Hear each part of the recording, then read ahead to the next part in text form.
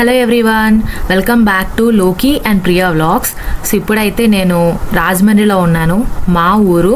So ఇప్పుడు ఫ్యామిలీతో కలిసి రాజమండ్రిలో ఉన్న 2 ప్రత్యేకమైన టెంపుల్స్ దర్శించుకోవడానికి వెళ్తున్నాము. సో ఈ వీడియోలో ఆ టెంపుల్స్ ఏంటి అండ్ ఎలా వెళ్ళాలి అండ్ ఎందుకు అంత ప్రత్యేకమైనవి అండ్ వాటి ఇన్ఫర్మేషన్ అనేది ఈ వీడియోలో మీకు మొత్తం చూపిస్తాను. సో స్కిప్ చేయకుండా చూడండి. Let's get started. ఇప్పుడైతే మనం మొదట టెంపుల్ రీచ్ అయ్యాము. ఈ టెంపుల్ పేరు వచ్చి వల్లభ వినాయక స్వామి టెంపుల్. ఈ టెంపుల్ రాజమండ్రిలో కొంతమూరు అనే లొకేషన్లో ఉంది. అండ్ మా అదృష్టం ఏంటంటే మాకు ఈ టెంపుల్ చాలా దగ్గర. అండ్ ఈ టెంపుల్ ఎందుకు అంత ప్రత్యేకమైనది అంటే ఇక్కడ విఘ్నేశ్వర స్వామి అమ్మవారితో కలిసి ఉంటారు. అండ్ మీరు నండూరు గారి వీడియోస్ ఎవరైనా ఫాలో అయితే మీకు ఆయన వీడియోలో చెప్తారు ఈ టెంపుల్ యొక్క గొప్పతనం. ఇక్కడ చాలామంది భక్తులు ఎవరికైతే కష్టాలతో వచ్చారో 21 టైమ్స్ ప్రదక్షిణ చేశాక వితిన్ కొంచెం టైంలోనే వాళ్ళ కోరికలన్నీ తీరాయి అని చాలామంది భక్తులు చెప్పారు. అండ్ ఇక్కడ లోపల షూట్ చేయడానికి లేదు, కానీ దేవుడు మాత్రం చాలా దేదీప్యమానంగా ఉంటారు. అండ్ ఇక్కడ గోశాల కూడా ఉంది.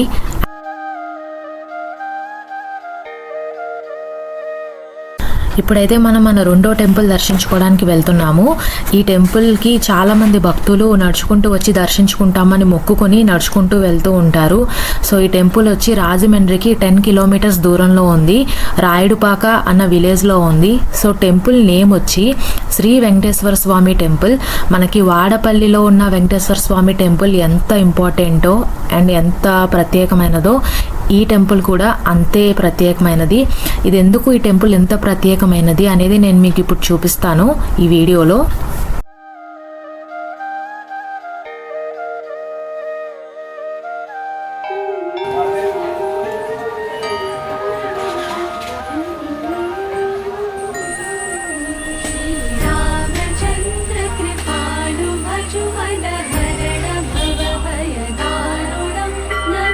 సో ఈ టెంపుల్కి నేను మొదటిసారి వచ్చాను.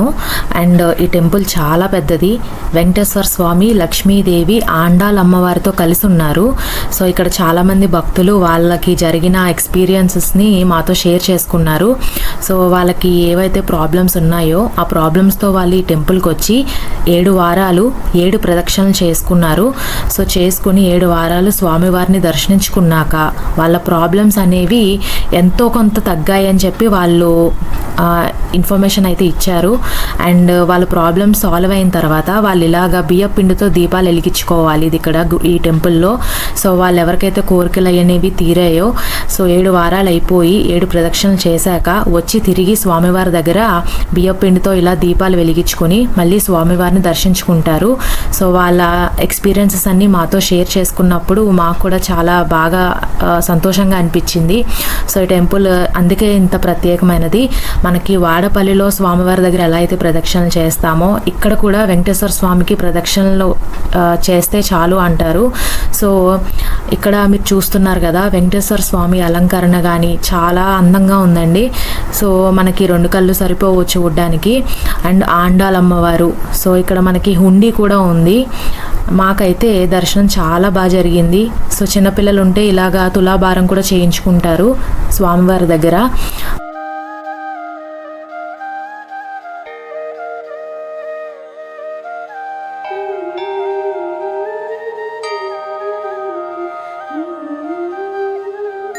ఈ టెంపుల్కి చుట్టూరు అందమైన విగ్రహాలు అయితే చెక్కి ఉంటాయి. సో మీరు చూస్తున్నారు కదా అమ్మవారు కానీ ఆ వినాయకుడు కానీ. సో చాలా దేవుళ్ళ విగ్రహాలు అయితే చాలా అందంగా ఉన్నాయి చూడడానికి. మనము ఆ విగ్రహాలను చూసుకుంటూ స్వామివారి చుట్టూ ప్రదక్షిణలు చేస్తాము.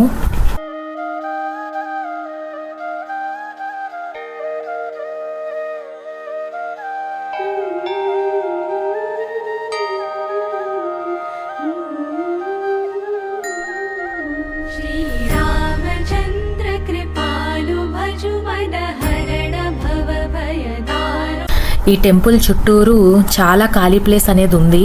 ఆ ఖాళీ ప్లేస్ అంతా స్వామివారిదేనని చెప్పారు. సో ఇక్కడ చాలామంది భక్తులు మ్యారేజెస్ కూడా చేసుకుంటారంటండి. అండ్ ఇక్కడైతే మాకు కొంతమంది భక్తులు వాళ్ళు ప్రసాదం చేసుకొచ్చి పంచిపెడుతున్నారు.